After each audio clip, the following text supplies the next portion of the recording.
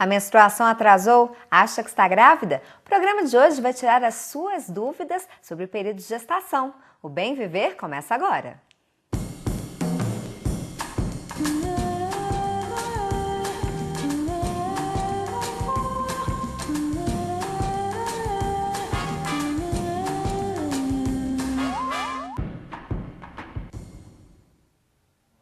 Olá, no Bem Viver de hoje, ao vivo, nós vamos falar sobre o período de gestação e sobre a hora do parto. Quem está aqui no estúdio para conversar com a gente é a doutora Jaqueline, ginecologista e obstetra. Doutora Jaqueline, pela segunda vez aqui no Bem Viver, seja bem-vinda. Obrigada, Maristela. Boa noite ao público que está nos assistindo. É um prazer estar aqui com vocês e poder falar de um tema que eu gosto tanto, que é a gestação e também o parto. Com certeza. Então, a mulher acabou de descobrir que está grávida. O que ela tem que fazer? Primeiramente, tem que saber como ela descobriu que está grávida. As mulheres geralmente estão fazendo exames do teste de urina, mas o melhor exame para fazer o diagnóstico é o exame de sangue, que é o de beta-HCG.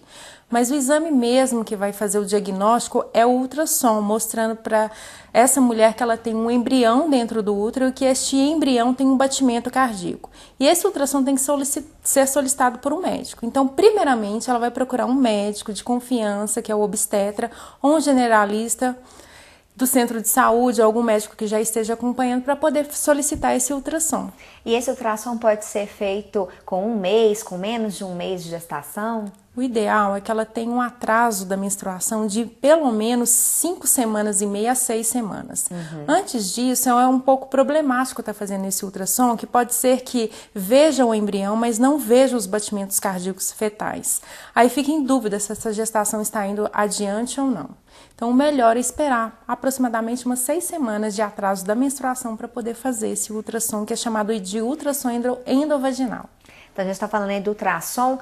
Além do ultrassom, quais exames a mulher tem que estar fazendo? Tá, existem os exames básicos preconizados pela Organização Mundial de Saúde, que é saber o tipo sanguíneo da gestante, o fator RH, se é positivo ou negativo, um exame para saber se ela tem algum tipo de anemia, que é chamado de hemograma, as sorologias para hepatite B, para sífilis, para HIV e os exames também de toxoplasmose para saber se ela teve algum contato, que é a famosa doença do gato, e o exame de rubéola. Alguns pré-natais solicitam também o exame de citomegalovírus e o exame de urina para saber se ela está com alguma infecção. Esses são os básicos. E o acompanhamento tem que ser mensal? É preconizado que a grávida tenha pelo menos 6 consultas de pré-natal ao longo do período da gestação. Tá? 6 consultas mínimas. Então, a gente diz que é o seguinte, até mais ou menos 34 semanas, ela vai fazer uma consulta por mês. De 34 até 37 semanas, ela vai fazer uma consulta a cada 15 dias. Depois de 37 semanas, ela vai fazer uma consulta a cada semana. Dependendo da gestante, ou então dependendo do obstetra, pode ser que ele peça que essas consultas sejam antecipadas, principalmente se ela desenvolver alguma doença ao longo da gestação ou precisar realizar algum exame numa época oportuna. Quem quiser fazer perguntas aqui para a doutora Jaqueline, é só ligar no 3559-3902. E a gente está ao vivo no nosso site www.topcultura15.com.br.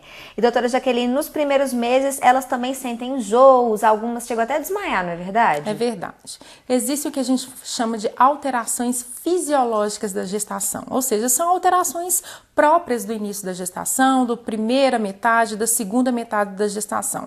No início, por alterações hormonais, principalmente esse hormônio que é chamado de beta-HCG, é o que dá o diagnóstico da gravidez, e também por causa do aumento da progesterona, a grávida costuma ter algumas alterações do apetite, alterações da saliva, costuma salivar muito, ter náuseas, vômitos, mal-estar, fraqueza, algumas têm sonolência excessiva, outras ficam muito irritadas, então é comum a grávida ficar assim, diferente no primeira metade da gravidez. Depois esses enjoos, por exemplo, tem que passar. O ideal é que os enjoos fiquem mais ou menos até 14, 16 semanas, que é o pico hormonal. Depois dessa fase, se os enjoos persistirem de maneira exacerbada, é importante que ela procure uma avaliação, então que o obstetra investigue.